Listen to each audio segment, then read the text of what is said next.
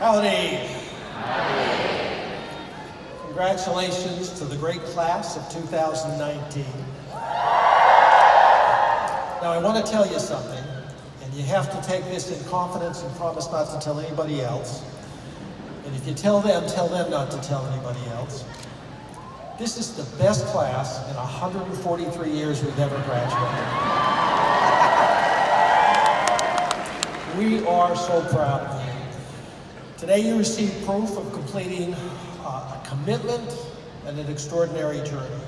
To Texas A&M, to your professors, one class at a time, to your families, and to yourselves.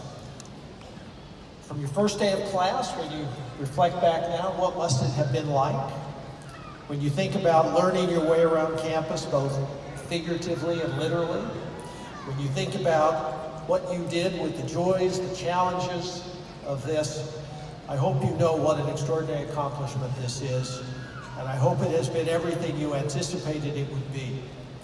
I hope you also reflect on the fact there were a lot of people who helped you get there. We thank professors and others today, but some very special people also deserve some recognition and our appreciation. In that regard, I wonder if we could ask all of the mothers, aunts, grandmothers, anybody feeling particularly maternal towards the students, would you stand up and let us thank you?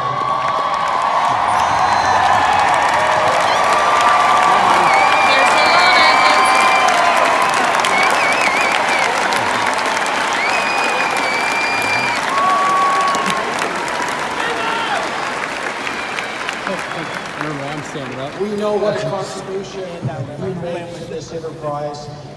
We are also deeply grateful for your committing these wonderful young people to us for the last few years. Now, I noticed up here we had two fathers stand up who I know were excited and grateful, don't take instructions very well, but I would like to invite and ask that all of our fathers, uncles, grandfathers, anyone feeling particularly paternal towards our students, would you stand up and let us thank you?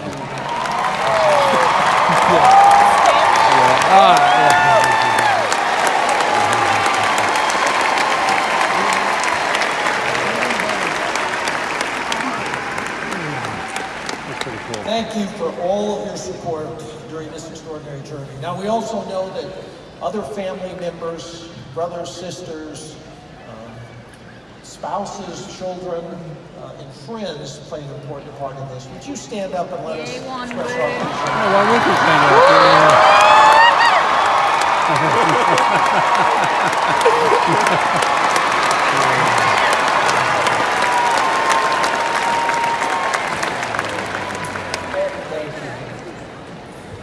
You know, we graduate you today to do extraordinary things. That's what you've been prepared to do. And that's indeed what Aggies have done for many, many years.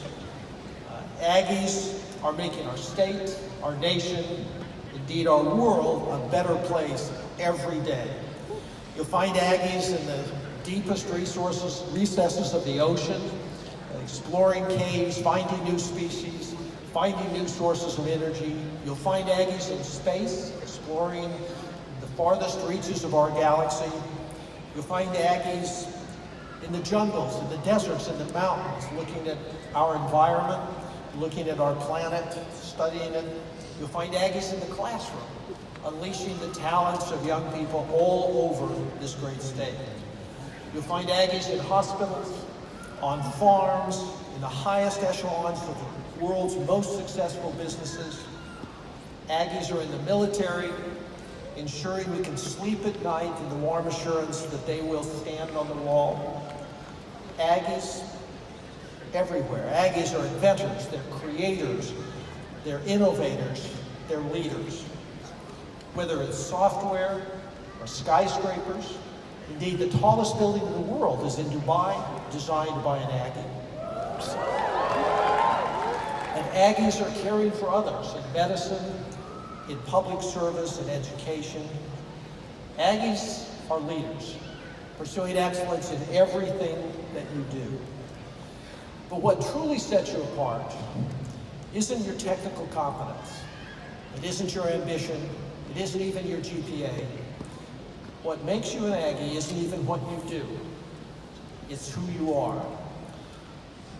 Your deep and profound and abiding commitment to honor, to duty, to integrity, to service, your devotion to one another and to all mankind. That is what makes an Aggie. We see this in our traditions, in muster, in selfless service, in the great big event, in silver taps. One silver taps is too many, but we have had this year 16 of our students lost during the course of the year. The Aggie family certainly mourns the loss of each of those young men and women who aren't able to be with us today at this event. With the permission of his family, I'd like to tell you the story of a recent loss, just 3 weeks ago, because it illustrates to me those fundamental values and the unwavering loyalty that Aggies have for each other. It shows so beautifully just what integrity and service truly mean.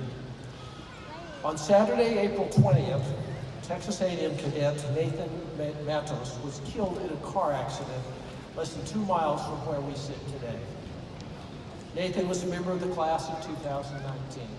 He was from Willingboro, New Jersey, a member of Squadron 4, and a member of Corps staff. One of his duties as logistics officer was to raise the flags at Kyle Field, a service he assured was done without fanfare, but with great effectiveness and fidelity and integrity. Upon his passing, in a remarkable display of the Aggie character, Nathan's fellow cadets took turns standing guard next to his casket at the funeral home 24 hours a day until the memorial service and until he left College Station for his final journey home. They would not leave him alone. When one cadet who stood watch was asked why, he said, "There's no way in hell we're going to let one of our own be by himself or by herself without someone there just to guard over them." The cadets guarding the casket did so without their name tags on. They allowed no pictures of their faces because it was not about them. It was about the deep connection they have with one another and the commitment that we have to each other. 8 cadets attended Nathan's funeral in New Jersey. Nathan will be honored at Silver Taps on September 3rd. When I heard this remarkable story and gesture of loyalty, I was not surprised. Aggies stand watch. Aggies love. Aggies serve. It's what we do and it's who we are. In the middle of the world's most destructive World War, in 1943, Winston Churchill gave a commencement address at Harvard University. He prophetically predicted that the world would not look like it did then in just a few years. He talked about the collapse of the world's most dominant military and political empires and dynasties. He said, we're entering a world with new developments, one where creativity, innovation, ingenuity, and personal initiative would truly rule the day. He said the empires of the future won't be empires of military and political dominance, they'll be empires of the mind. As I read that, it became clear to me that if the future is empires of the mind, the leaders of the future will be empires of the soul. The price of greatness truly is responsibility. Listen with empathy, love with courage, and labor with compassion. Success won't be measured by what we know or how we rise in the world's estimations, but rather by who we are. I know who you are. I know what you will do. And I know, most importantly, how you will do it. I'm humbled to be in your presence and grateful to be a small part of this moment where we send you out into the world to do those great things that Aggies do.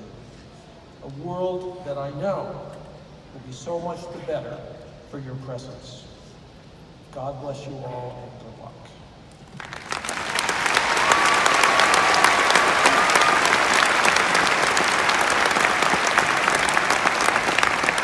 Thank you, President Young. Our Our sincerest thanks go to each of you for your personal commitment to learning for a lifetime and commitment to the Aggie spirit. We are now coming to the close of our program. As a housekeeping item, I would remind parents and guests that our students will participate in a formal recession from the floor of Reed Arena to the north and south sides of Reed Arena. I will ask you to please rise as able and join Jeffrey Myers, who will lead us in singing The Spirit of Aggie Land. Following the spirit, we will ask that all guests remain in your seat for the recessional